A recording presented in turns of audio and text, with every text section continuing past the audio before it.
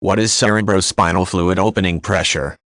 Cerebrospinal fluid. Cerebrospinal fluid opening pressure is a measurement of the pressure found inside the spinal canal when a care practitioner initially penetrates it to collect a sample of fluid for analysis. Doctors routinely note the cerebrospinal fluid opening pressure because it can provide important information about a patient's health. Tests are not usually performed just to measure pressure. If a patient's pressure is a cause for concern and a doctor recommends monitoring, the patient's skull may be fitted with a device to measure pressure inside the brain case. Variations in cerebrospinal fluid opening pressure can be a sign of disease, or of an improperly performed test.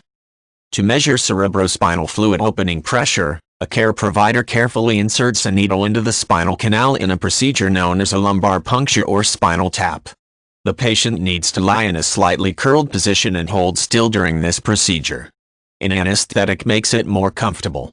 Once the needle is in place, the care provider can attach a meter and allow the cerebrospinal fluid to flow up into the meter until it levels out. The care provider bases the cerebrospinal fluid opening pressure measurement on the amount of fluid collected. This information is noted in millimeters of water, mmH2O, while the cerebrospinal fluid actually contains a mixture of compounds, not just water. This is the standardized measurement used.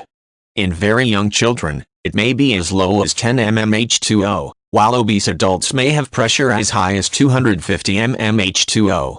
The doctor can consider the patient's age and size when comparing the pressure measurement to a chart of normal ranges to determine if the patient's pressure is abnormal.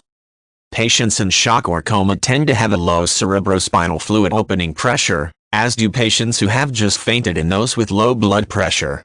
High pressure is typically the result of high pressure inside the skull, which may be caused by injury, improper drainage of cerebrospinal fluid, hemorrhage, and other issues.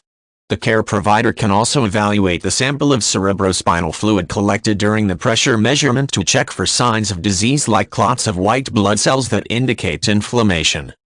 The care provider can note the cerebrospinal fluid opening pressure on the patient's chart and may also make a note of the collection technique used during the procedure. This assures that anyone reviewing the chart understands the circumstances of the measurement.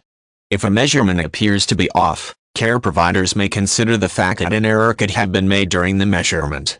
In this case, the patient's pressure might not actually be abnormal, or the doctor might need another test to check.